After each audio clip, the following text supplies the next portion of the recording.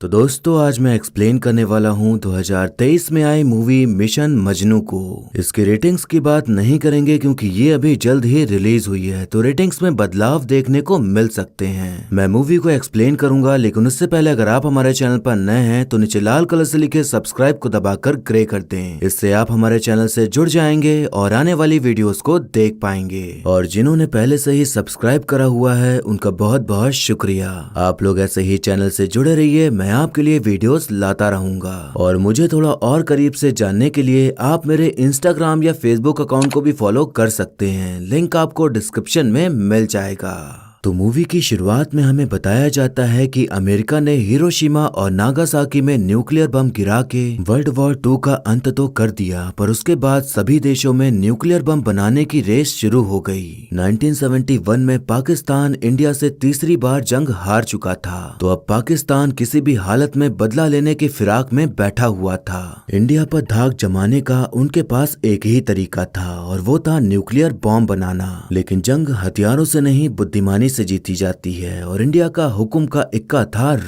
Raw agents पूरे पाकिस्तान में फैले हुए थे और उनका काम गोलियां चलाना नहीं बल्कि दिमाग चलाकर खुफिया जानकारी भेजना था। और ये कहानी उनमें से ही एक जांबाज खुफिया एजेंट की है। अब हम तारिक नाम के एक आदमी को देखते हैं जो कि पाकिस्तान के रावलपिंडी शहर में रहता था और पेशे के तौर पर दर्जी का काम करता था। उसे काम की तलाश थी, तो वो अपनी काबिलियत बताते हुए अनवर नाम के आदमी से अपने चाचा जान से कहकर उसे काम पे रखने को कह रहा होता है। अनवर उसे बार बार मना कर रहा होता है, लेकिन मस्जिद के मौलवी साहब के कहने पर वो चाचा से कहकर उसे काम पे रखने के लिए मान जाता है। अब हम देखते हैं कि तारिक सिलाई कटाई करके चाचा को अपना हुनर दिखा रहा होता है कि तभी उसकी नजर एक लड़की पड़ जाती है जिसका नाम नसरीन होता है, जो कि बेहद ही खूबसूरत थी, इतनी कि किसी की भी नजरें उस पर ही अटक जाएं। और ऐसा ही होते हुए तारिक की नजरें उसे ही निहारती रह जाती हैं और उसे पहली नजर में उससे प्यार हो जाता है। नसरीन चाचा जी के जीजा की ही बेटी थी, तो उसे नसरीन के घर पहुंचने में ज्यादा मुश्किल नहीं होती और वो मौके तलाशते रहता था कि कैसे भी करके वो उसके आसपास रहे और उसे देख सके प्यार भरी निगाहों से।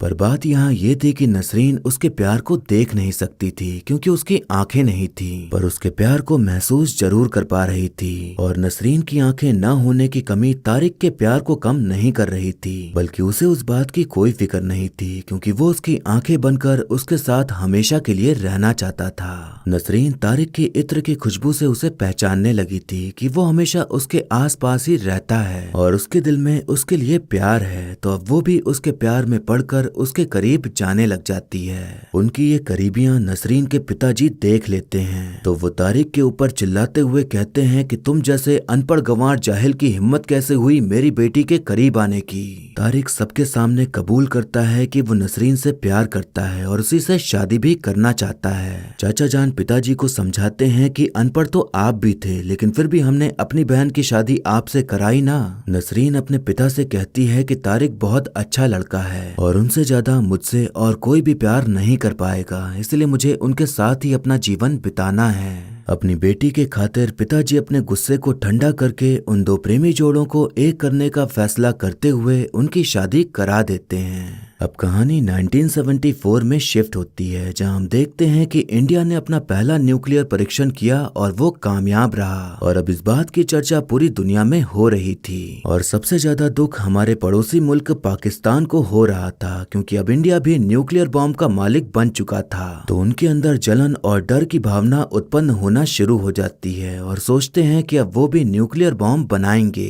पाकिस्तान के प्राइम मिनिस्टर जुल्फिकार अपने सभी सरकारी मुलाजिमों को हुक्म देते हैं कि न्यूक्लियर फैसिलिटी बनाने की शुरुआत की जाए और ये छुप कर ही होना चाहिए, ताकि जब काम पूरा हो जाए तब हम भी दुनिया को दिखा सकें कि हम में भी ताकत है। एक तरफ वो खुद गैर कानूनी तरीके से न्यूक्लियर बम बना रहे थे, दूसरी तरफ पाकिस्तान के पीएम हर जगह जा जाकर बस यही चिल्ला रहे थे कि इंडिया ने बिना बताए न्यूक्लियर टेस्ट किया, जो कि गलत है, इसलिए उनकी न्यूक्लियर फैसिलिटी पर बैन लगना चाहिए। मतलब उल्टा चोर कोतवाल को डांटे। न्यूक्लियर बॉम्ब बनाने के लिए पाकिस्तान एक खतरनाक वैज्ञानिक AQ खान को बुलाता है, जो कि था तो पाकिस्तान का ही लेकिन बाहर रहकर काम करता था, पर अब उसे बुला लिया गया था इस खुफिया मिशन को पूरा करने के लिए।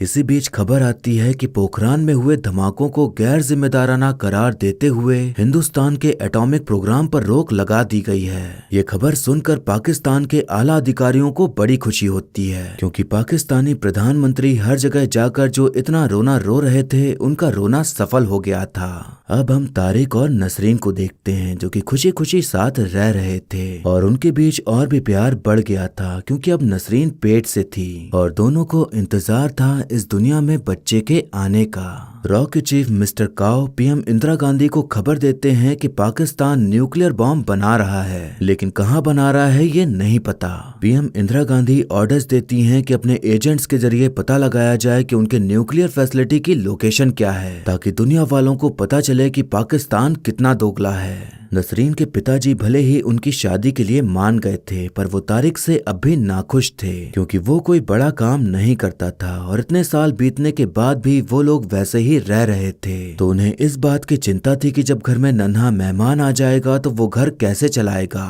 पर नसरीन को ऐसी कोई भी शिकायत नहीं थी, बल्कि वो तारिक के साथ किसी भी हाल में रहने को तैयार थी, क्योंकि उसे यकीन था कि चाहे कुछ भी हो जाए तारिक उसे खुश रखेगा। अब हम देखते हैं कि रात के अंधेरे में तारिक चुपके से चाचा के दुकान में घुसता है और वहाँ के टेलीफोन से शर्मा नाम के आदमी को फोन मिलाता है, जो कि रॉ का खबरी था और उसी के द्वारा सारी खबरें रॉ में पहुँचती थी। अब यहाँ हमें पता चलता है कि तारिक कोई आम इंसान नहीं, बल्कि वो भी एक रॉ एजेंट है, जिसका नाम है अमनदीप अजीतपाल सिंह। शर्मा उससे कहते हैं कि हमने पोखरान में दिवाली मनाई है और अब पड़ोसी मुल्क भी पटाखे फोड़ने की सोच रहा है, तो तुम्हें पता लगाना है कि उन पटाखों की लोकेशन क्या है। शर्मा की बोलचाल से ये समझ आता है कि वो अमनदीप की बिल्कुल भी इज्जत नहीं करता, बल्कि उसकी हर बात का उल्टा जवाब देता है और उसे हर समय उसके गद्दार बाप की याद दिलाता है। दरअसल अमनदीप के पिता भी रॉ एजेंट थे, जिन पर देश से गद्दारी करने का इल्जाम लगा था, जिसके कारण शर्मिंदगी के मारे उन्होंने आत्महत्या कर ली थी। तो इसी वजह से शर्मा उसे ताने मारते रहता था कि तुम्हारा बाप तो गद्दार था ही, तुम भी गद्दार ही निकलोगे। अमनदीप उन्हें पलट के जवाब नहीं देता था, बल्कि सब कुछ सुन लेता था, क्योंकि वो अपने काम से उनको जवाब देना चाहता था। पाकिस्तान की न्यूक्लियर फैसिलिटी की लोकेशन का पता लगाने का जिम्मा अमनदीप को दे दिया जाता है और इस मिशन का नाम रखा जाता है मिशन मजनू। तारिक असलम नाम के एक दूसरे रॉ एजेंट से मिलता है, जो कि इस मिशन में काम आने वाली सभी चीजें उसे उपलब्ध कराने वाला था, जैसे कि हथियार, गाड़ी या फिर पैसा। शर्मा असलम को ऑर्डर्स देते हैं कि अगर तारिक अपने मिशन पर कामयाब नहीं हो पाया या उससे कोई भी गलती हुई तो उसे तुरंत मार देना, क्योंकि उन्हें तारिक पर बिल्कुल भी भरोसा नहीं था। पाकिस्तानी आर्मी की वर्दी चाचा के दुकान से ही सिलकर जाती थी, तो तारिक उनकी डिलीवरी करने के लिए जा रहा होता है, लेकिन उससे पहले वो मेन ऑफिसर की वर्दी की 2 बटनें तोड़ देता है। तभी थोड़ी देर बाद वहाँ से खबर आती है कि वर्दी में से 2 बटनें गायब हैं, तो उन बटनों को लगाने का बहाना देकर तारिक ऑफिसर के घर में एंट्री मार लेता है। तारिक पाकिस्तान की सरकार और ऑफिसर की बड़ाई और चिकनी चुपड़ी बातें करके उनसे थोड़ी बहुत जानकारी उगलवा लेता है कि पाकिस्तान में न्यूक्लियर बॉम्ब बनाने की शुरुआत हो चुकी है, पर उसे लोकेशन पता नहीं चल पाती। उधर भारत में इमरजेंसी लागू होने के बाद जो दिक्कतें आई, उनको देखते हुए PM इंदिरा गांधी को उनके पद से हटा दिया जाता है और फिर नए प्रधानमंत्री बनाए जाते हैं मोरारजी देसाई, जिनका मानना था कि हिंसा करके कुछ भी हासिल नहीं होता, बल्कि बातचीत करके भी समस्या का हल निकाला जा सकता है। PM मोरारजी देसाई ऑर्डर्स देते हैं कि जो भी मिशन चल रहे हैं उन्हें बंद कर दिया जाए, क्योंकि उससे सरकार का फालतू का खर्चा होता है और पड़ोसी मुल्क से रिश्ते भी खराब हो जाते हैं। रॉ के चीफ मिस्टर काओ उन्हें समझाने की कोशिश करते हैं कि पाकिस्तान गैर कानूनी तरीके से न्यूक्लियर बॉम्ब बना रहा है, जिसके बारे में हमें पता चलना जरूरी है, और हमारी जानकारी के चलते इजराइल भी उनकी न्यूक्लियर फैसिलिटी को ढूंढ कर तबाह करने के फिराक में है। अगर हमने पाकिस्तान को बेनकाब नहीं किया तो आगे चलकर वर्ल्ड वॉर 3 भी हो सकता है, और हम तो उसके पहले दुश्मन हैं, तो सबसे ज्यादा खतरा हमें ही है।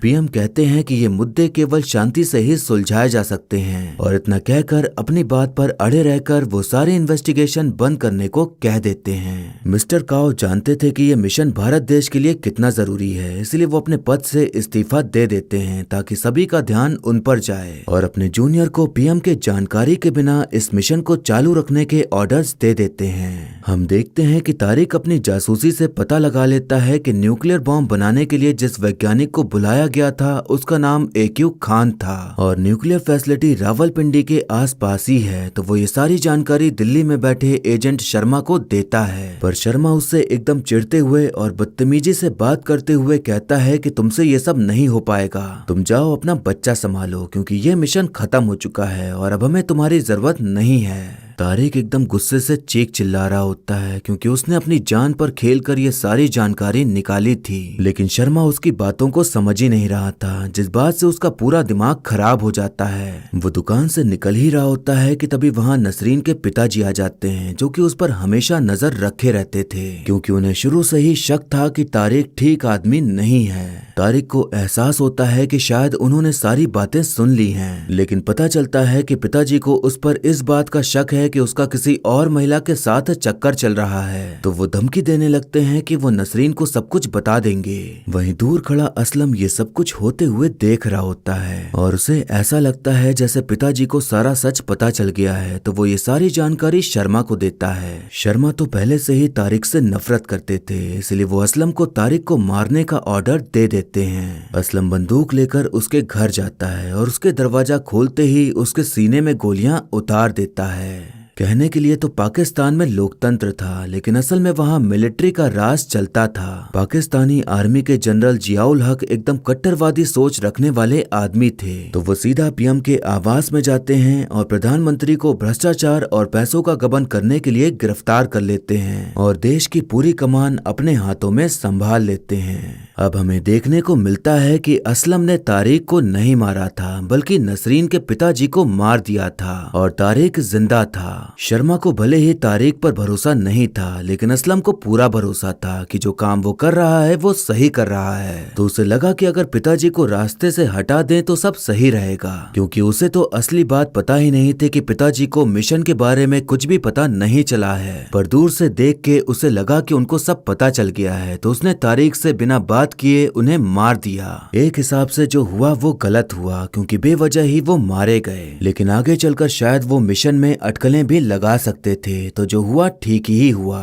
तारिक असलम को मार रहा होता है क्योंकि गलती तो उसने की थी, लेकिन तभी वहाँ मौलवी आ जाते हैं और तारिक के ऊपर बंदूक तान देते हैं। अब यहाँ ये राज खुलता है कि उनका नाम रमन सिंह है और वो सीनियर फील्ड ऑफिसर हैं और वो पिछले 9 साल से एजेंट बनकर पाकिस्तान में रह रहे हैं। वो बताते हैं कि शर्मा ने तुम्हें मारने का ऑर्डर दे दिया था, लेकिन असलम ने तुम्हें बचा लिया, तो तुम्हें उसका शुक्रिया अदा करना चाहिए। अब हम देखते हैं कि रॉ के नए चीफ मिस्टर संतोष को ये खबर मिलती है कि पाकिस्तान की न्यूक्लियर फैसिलिटी कोयटा नाम की जगह पर बनाई गई है और इजराइल जल्द ही वहां हवाई हमला करके उसे तबाह करने वाला है। तारिक अपने मिशन में इतना मशगूल हो चुका था कि उसे अपनी बेगम नसरीन का ख्याल रखने का समय ही नहीं मिल पाता था और उससे काफी दूर भी रहने लगा था, क्योंकि कहीं न कहीं उसके मन में ये बात छपी हुई थी कि आगे चलकर अगर उसे कुछ होता है तो वो अकेली पड़ जाएगी या उसकी सच्चाई कभी न कभी तो सामने आ ही जाएगी, तो वो कहाँ जाएगी। तो बस यही सब बातें उसके मन में चल रही थीं और साथ ही साथ वो अपने मिशन में भी लगा हुआ था। जनरल जियाउल हक एक चाल चलते हैं और सभी देश के प्रधानमंत्री से बातचीत करके उनकी तरफ दोस्ती का हाथ बढ़ाते हैं, ताकि इस प्यार के पर्दे में छुपकर वो अपना इलीगल तरीके से न्यूक्लियर बॉम्ब बना सकें और कोई ज्यादा खोजबीन भी ना करे। अब तारिक, रमन और असलम एक हो जाते हैं और भोलेनाथ का नाम लेकर प्लान बनाते हुए पाकिस्तानी आर्मी की वर्दी पहनकर एक ट्रक को रोकते हैं, जो कि खूब सारी जैकेट ले जा रहा था, जो कि आम जैकेटें नहीं थीं। अपनी वर्दी का रौब दिखाते हुए वो ड्राइवर से उगलवा लेते हैं कि ये सारा माल कहूटा नाम की जगह पर जा रहा है। कहूटा इंडिया बॉर्डर के पास पड़ता था, तो पाकिस्तान ने जानबूझकर ऐसी जगह चुनी जहां किसी की नजर ही न जाए और वहीं पर अपनी न्यूक्लियर फैसिलिटी बनाई थी, मतलब बगल में छोरा और शहर में ढंढोरा। अब हम देखते हैं कि और जानकारी पाने के लिए तीनों लोग कहूटा पहुंच जाते हैं, जहां पर हर जगह बस आर्मी वाले ही घूम रहे थे। असलम और तारिक छुप छुपाकर उस जगह पर पहुंच जाते हैं जहां न्यूक्लियर फैसिलिटी बनी हुई थी, और तारिक उस जगह की फोटो खींचने ही वाला होता है कि तभी एक आर्मी ऑफिसर आकर उन दोनों को पकड़ लेता है। आर्मी ऑफिसर तारिक को फोटो खींचते हुए नहीं देख पाता, लेकिन उनकी तलाशी लेना शुरू कर देता है। तभी तारिक को वहाँ एक बकरी दिखाई पड़ती है, तो वो बहाना बना देता है कि उसकी बकरी खो गई थी, तो उसे ढूंढते हुए वहाँ पहुँच गया। वो लोग कैसे भी बच बचाकर वहाँ से निकल जाते हैं और शर्मा को कॉल करके बताते हैं कि न्यूक्लियर फैसिलिटी क्वेटा में नहीं कहूटा में है। शर्मा ने तो इस मिशन को बंद करने को कह दिया था, लेकिन अपने देश को बचाने के लिए ये तीनों खुद ही सब कुछ कर रहे थे। पर शर्मा का दिल नहीं पिघलता और वो उनकी जानकारी रॉ तक पहुंचाने से मना कर देता है। उसकी ये ऐंठ बढ़ती ही जा रही थी, तो अब तारिक का पारा चढ़ जाता है, पर वो एकदम नॉर्मल रहकर कहता है कि भले ही आपको मुझसे दिक्कत हो, लेकिन ये जानकारी वहाँ तक पहुँचना जरूरी है, और अगर आपने ऐसा नहीं किया तो पाकिस्तान न्यूक्लियर टेस्ट करने में कामयाब हो जाएगा और फिर दुनिया में तबाही मच जाएगी। इसीलिए अपनी छोटी सोच को किनारे करके देश के बारे में सोचिए। शर्मा थोड़ी देर सोचने के बाद कहते हैं कि जब तक तुम्हें कोई सॉलिड फिजिकल सबूत नहीं मिल जाता कि वहाँ सच में न्यूक्लियर फैसिलिटी है, तब तक कोई भी तुम्हारी बात को सीरियस नहीं लेगा। अगले 48 घंटे में इजराइल क्वेटा पर हवाई हमला करने वाला है, तो उससे पहले अगर तुम कोई ठोस सबूत ले आओ तो ये हमला रुक जाएगा, क्योंकि अगर ये हमला गलत जगह हो गया तो पाकिस्तान सतर्क हो जाएगा और अपना न्यूक्लियर टेस्ट और तेजी से शुरू कर देगा। अब तारिक के ऊपर प्रेशर आ जाता है कि उसे 48 घंटे के अंदर कोई ऐसा सबूत भेजना है जो ये साबित कर सके कि कहूटा में ही न्यूक्लियर फैसिलिटी है। अगर वो ऐसा करने में नाकामयाब रहा तो उसे वापस इंडिया बुला लिया जाएगा, और दुख की बात ये थी कि उसे अकेले ही जाना पड़ेगा, मतलब कि नसरीन और अपने होने वाले बच्चे को छोड़कर। तभी तारिक का दिमाग टनकता है और उसे याद आता है कि कहूटा में एक ही नाई की दुकान है, तो मतलब जितने लोग भी न्यूक्लियर फैसिलिटी में काम करते होंगे वो सब वहीं पर बाल कटवाने आते होंगे। तो अगर उनमें से किसी एक आदमी का बाल मिल जाए तो उससे साबित हो पाएगा कि वहाँ न्यूक्लियर बॉम्ब बनाया जा रहा है, क्योंकि न्यूक्लियर फैसिलिटी में रेडिएशन उत्पन्न होता है, तो वहाँ काम करने वाले लोगों के बालों में उसके सैंपल्स मिल सकते हैं, जिससे कि सब कुछ साबित हो जाएगा। तारिक नाई की दुकान पर जाता है और थोड़ी चालाकी दिखाते हुए एक सीनियर ऑफिसर के बाल चुराने में कामयाब हो जाता है। अब मेन मुद्दा ये था कि उसे इंडिया भेजे कैसे, तो वो समझौता एक्सप्रेस ट्रेन के जरिए उस सबूत को इंडिया भेजने का सोचते हैं। समझौता एक्सप्रेस में बैठने के लिए टिकट के साथ साथ पासपोर्ट भी चेक होता था, जो कि तारिक के पास था नहीं। तभी वो पगड़ी पहनते हुए पंजाबी बनकर ट्रेन में घुसने की कोशिश करता है, लेकिन एक आर्मी ऑफिसर उसे रोक करके उसकी तलाशी लेने लग जाता है और पगड़ी उतारने को कहता है। पगड़ी पंजाबियों की शान होती है और उसे ऐसे उतारने को कहना मतलब उनका अपमान करना, तो वो हल्ला मचा देता है कि वो ऐसे कैसे बोल सकता है, और वहाँ पर मौजूद सारे पंजाबी इकट्ठे हो जाते हैं उसका साथ देने के लिए। इसी हो हल्ले में तारिक ट्रेन के अंदर एंट्री लेने में कामयाब हो जाता है और एक आंटी के बैग में वो सबूत डाल देता है। तभी आर्मी ऑफिसर्स को खबर मिलती है कि कोई पगड़ी पहनकर संदिग्ध व्यक्ति ट्रेन में घुस आया है, तो वो तारिक को ढूंढकर उसके पीछे पड़ जाते हैं। तारिक चालाकी दिखाते हुए और उनकी धुलाई करके किसी तरह ट्रेन से निकलने में कामयाब हो जाता है। फिर वो सीधा शर्मा को कॉल करके बोगी नंबर और सीट नंबर बता देता है जिसमें आंटी बैठी हुई थी। ट्रेन जैसे ही इंडिया पहुंचती है तो वहाँ एजेंट आंटी का इंतजार कर रहे होते हैं, और उनके आते ही उनके बैग से बालों वाला सबूत निकाल कर निकल जाते हैं, और आंटी बेचारी सोचती रह जाती हैं कि आखिर हुआ क्या। फिर बालों का लैब टेस्ट किया जाता है तो उसमें रेडिएशन का लेवल बहुत हाई मिलता है, जो कि किसी न्यूक्लियर साइट पर ही मिल सकता था। तो इस सबूत से ये साबित हो जाता है कि न्यूक्लियर फैसिलिटी क्वेटा में नहीं कहूटा में है। 48 घंटे बीत चुके थे और क्वेटा में हवाई हमला करने के लिए इजराइल के जेट रवाना हो चुके थे, लेकिन मौके पर इंडिया उन्हें जानकारी दे देता है कि न्यूक्लियर फैसिलिटी क्वेटा में नहीं है, तो अब हवाई हमला रुक जाता है। अब इस मिशन के बारे में प्रधानमंत्री मोरारजी देसाई को पता चल जाता है और वो अपनी नाराजगी दिखाते हुए कहते हैं कि जब मैंने मिशन को रद्द करने को कह दिया था तो मिशन क्यों चालू था। रॉ चीफ विनती करते हुए कहते हैं कि हमें कहूटा में बमबारी कर देनी चाहिए, लेकिन प्रधानमंत्री ऐसा करने के लिए इनकार कर देते हैं। उधर शर्मा को अब जाकर एहसास होता है कि अमनदीप अपने पिता के जैसा नहीं है, बल्कि वो अपने देश के प्रति ईमानदार है और उसके लिए कुछ भी करने को तैयार है। शर्मा अपने बर्ताव के लिए माफी मांगते हुए कहते हैं कि इस फोन के पीछे बैठकर मुझे लगता था कि मैं ही सबसे बड़ा देशभक्त हूँ। ऑर्डर झाड़ दिए, गाली दे दी, किसी को गद्दार कह दिया, किसी को पाकिस्तानी कह दिया और बस हो गई मेरी देशभक्ति पूरी। लेकिन आज तुमने समझा दिया कि देशभक्ति खून में नहीं रूह में होती है। बोलने वाले तो बहुत मिलेंगे लेकिन निभाने वालों को मेरा सलाम। तुम्हारे इतिहास का तो पता नहीं लेकिन मेरे बच्चे जरूर याद करेंगे कि कौन था अमनदीप अजीतपाल सिंह।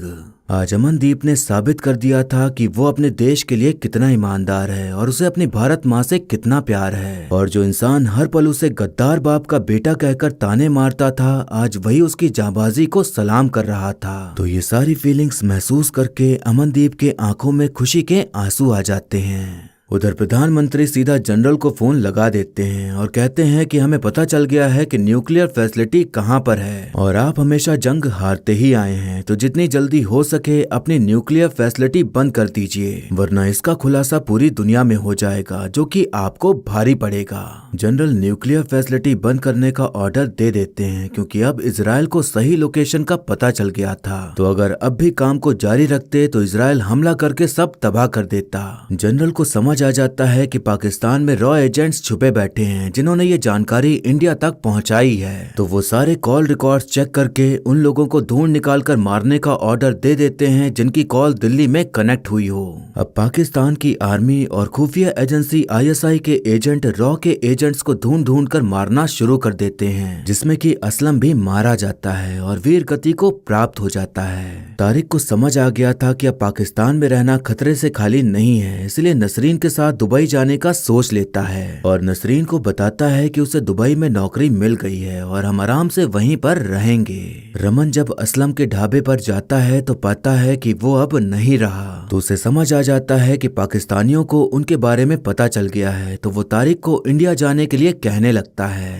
तारिक कहता है कि हिंदुस्तान हो या पाकिस्तान, गद्दारी की सजा तो एक ही होती है, इसलिए मैं नसरीन और अपने बच्चे को नहीं छोड़ सकता, वरना मेरे जाने के बाद सारी सजा उन्हें ही मिलेगी। रमन तारिक को भोलेनाथ का आशीर्वाद देते हुए वहाँ से निकल जाते हैं और तारिक नसरीन को जल्द से जल्द वहाँ से निकालने की जद्दोजहद करने लगता है। पाकिस्तानी आर्मी रमन को ढूंढ निकालती है, लेकिन रमन जानते थे कि वो बच नहीं पाएंगे, इसलिए वो अपनी गाड़ी में आग लगाकर उसे ब्लास्ट कर देते हैं, जिसमें कि आर्मी ऑफिसर के साथ साथ रमन भी मारे जाते हैं। अब हम देखते हैं कि ISI के एजेंट तारिक के घर पहुंच जाते हैं, लेकिन तारिक वहां से पहले ही एयरपोर्ट के लिए निकल चुका था, तो अब सभी लोग एयरपोर्ट की तरफ भागते हैं। हवाई अड्डे में सिक्योरिटी बढ़ा दी जाती है और सभी ऑफिसर तारिक और नसरीन को ढूंढना शुरू कर देते हैं। तारिक को भी समझ आ जाता है कि वहां पर ऑफिसर्स आ चुके हैं उसे पकड़ने के लिए, तो वो छुप छुपाकर जल्दी जल्दी नसरीन को ले जाने लगता है। नसरीन पेट से थी तो इतनी तेज भाग भाग कर थक जाती है और उसे समझ नहीं आ रहा होता कि आखिर तारिक इतना भाग क्यों रहा है और उसे हुआ क्या है। तारिक को समझ आ गया था कि अब उसका अंत नजदीक है, इसलिए वो नसरीन को प्यार से समझाता है और एक व्हील चेयर पे बैठाकर उससे कहता है कि हमारे जाने के रास्ते अलग हैं, पर मैं तुम्हें उस पार मिलूंगा। एक आदमी नसरीन को लेकर दूसरे गेट से ले जाने लगता है, लेकिन तभी एक ऑफिसर उसे रोकने की कोशिश करता है। तारिक को अपनी परवाह नहीं थी, लेकिन वो अपने प्यार नसरीन के ऊपर कोई भी आंच आने नहीं देना चाहता था, इसलिए वो वहीं खड़े होकर जोर जोर से भारत माता की जय चिल्लाने लगता है ताकि सबका ध्यान उस पर चला जाए। अब नसरीन डिपार्चर गेट के अंदर चली जाती है और सभी ऑफिसर तारिक को पकड़ने के लिए उसके पीछे भागते हैं। तारिक को इंतजार था कि जिस प्लेन में नसरीन जा रही है वो जल्दी से जल्दी रवाना हो जाए, तो तब तक के लिए वो आर्मी वालों से हाथापाई करते हुए उन्हें अपने में उलझाए होता है।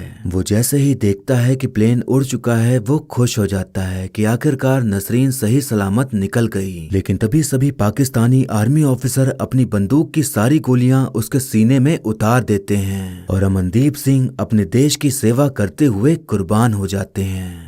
अब हम देखते हैं कि नसरीन दुबई पहुंच जाती है और तारिक के आने का इंतजार करने लगती है, पर अब तो वो नहीं आने वाला था। तभी वहां पर रॉ के फॉर्मर चीफ मिस्टर काव आते हैं और उससे कहते हैं कि वो तारिक के मित्र हैं। अमनदीप जानता था कि जो काम वो कर रहा है आगे चलकर कोई गारंटी नहीं कि वो जिंदा रहेगा या नहीं, इसीलिए उसने नसरीन का नाम पहले ही एक चिट्ठी लिखकर मिस्टर काव तक पहुंचा दी थी, ताकि अगर वो ना रहे तो मिस्टर काव उस तक उसका संदेश पहुंचा दें। चिट्ठी में लिखा हुआ था कि अगर ये चिट्ठी मिस्टर काव तुम्हें पढ़कर सुना रहे हैं तो इसका मतलब कि अब मैं इस दुनिया में नहीं रहा। तुम हमेशा से कहती थी कि मैं कुछ बातें दिल में छुपा कर रखता हूँ, जिसके लिए आज मैं तुमसे माफी मांगता हूँ। मैंने तुमसे हमेशा तहे दिल से मोहब्बत की है, लेकिन कुछ बातें अपने फर्ज से मजबूर होकर तुम्हें कभी बता नहीं पाया, लेकिन आज मैं बताना चाहता हूँ। मेरा नाम अमनदीप सिंह है और मैं एक हिंदुस्तानी हूँ। ये सच्चाई जानने के बाद नसरीन के पास रोने के अलावा और कुछ नहीं बचा था, और अब इसके आगे उसकी जिंदगी में क्या हुआ ये हमें नहीं बताया जाता। हमें बताया जाता है कि इंडियन एजेंट्स की कुर्बानियों की वजह से दुनिया के सामने कहूटा में स्थित पाकिस्तान की न्यूक्लियर फैसिलिटी का खुलासा हो गया, लेकिन फिर भी जनरल जियाउल हक इस बात से इनकार करता रहा। लेकिन सच फिर भी बाहर निकल ही आया, क्योंकि 2004 में वैज्ञानिक AQ खान ने कबूल किया कि पाकिस्तान ने नॉर्थ कोरिया और ईरान को न्यूक्लियर टेक्नोलॉजी बेची थी। इसके बाद पाकिस्तान अगले 20 साल न्यूक्लियर टेस्ट नहीं कर पाया। 1998 में इंडिया ने PM श्री अटल बिहारी वाजपेयी के लीडरशिप में अपना दूसरा न्यूक्लियर टेस्ट पूरा किया और सब कॉन्टिनेंट का सबसे बड़ा न्यूक्लियर पावर बन गया। फिल्म के आखिर में एक लाइन बोली जाती है कि हमारा तिरंगा हवा से नहीं, शहीदों की आखिरी सांसों से लहराता है। और फिर इसी कामयाबी और कुर्बानी की कहानी बताते हुए मूवी यहीं पर खत्म हो जाती है।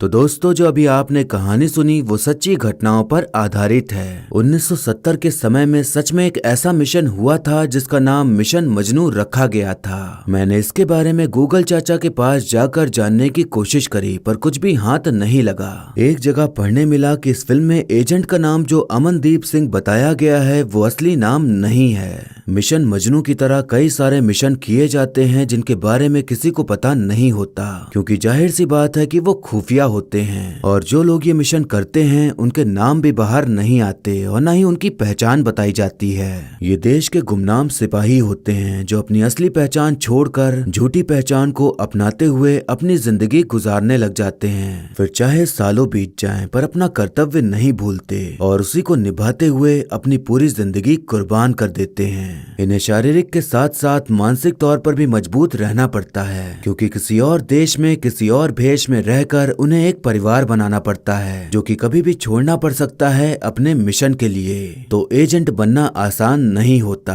कब उनकी जानकारी लीक हो जाए और कब वो मार दिए जाएं कोई नहीं जानता, और मरने के बाद भी उन्हें कोई नहीं जानेगा, क्योंकि उनकी पहचान हमेशा छुपी रहेगी। सोचिए कितना मुश्किल होता होगा एक इंसान को दिमागी तौर पर ये कबूल करना कि जो काम वो करने जा रहा है उस काम को करने पर खतरा भी है और गुमनामी भी। और आजकल के जमाने में तो कोई छोटा सा भी काम कर दे तो क्रेडिट लेने चला आता है। मैं भी वही बात कहना चाहूंगा जो शर्मा ने कही थी, कैसे जांबाज सिपाहियों को मेरा सलाम।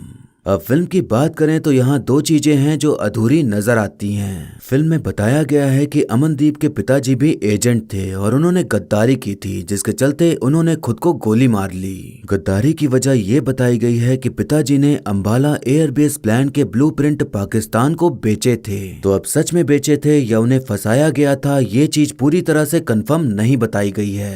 हालांकि फिल्म के आखिर तक ऐसा लग रहा था कि हमें बताया जाएगा कि उसके पिता गद्दार नहीं थे बल्कि उन्हें फंसाया गया था, पर ऐसा कुछ हुआ नहीं। शायद कभी कभी सच्चाई को ही एक्सेप्ट करना पड़ता है। फिर दूसरी बात ये कि अब नसरीन का क्या हुआ होगा, वो आगे चलकर कैसे जिएगी। एक तो बेवजह उसके पिताजी मारे गए, ऊपर से उसकी आंखें भी नहीं थीं, और सबसे बड़ी बात कि वो दुबई पहुंच गई थी, वो भी अपनी कोख में एक बच्चा लेकर। हालांकि अमनदीप ने मिस्टर काव से बातचीत करके सारा इंतजाम कर दिया था, पर जो सच्चाई उसे पता चली थी वो सच्चाई के साथ कैसे जिएगी, क्योंकि अगर सच पहले पता होता तो नसरीन उससे कभी प्यार ही नहीं करती। तो एक हिसाब से उसे धोखा मिला था और आगे चलकर उसे बच्चा भी होने वाला था, तो वो उसे अपने पिता की क्या कहानी सुनाएगी। तो कुल मिलाकर उसकी भी जिंदगी खत्म सी हो चुकी थी। उसके पास दो ही ऑप्शन थे, या तो अपने साथ हुए गलत को याद करते हुए हर दिन रो रो कर गुजारे, या अपने आप को संभालते हुए एक नई जिंदगी शुरू करे, बस तारीख के साथ बिताए अच्छे पलों को याद करके।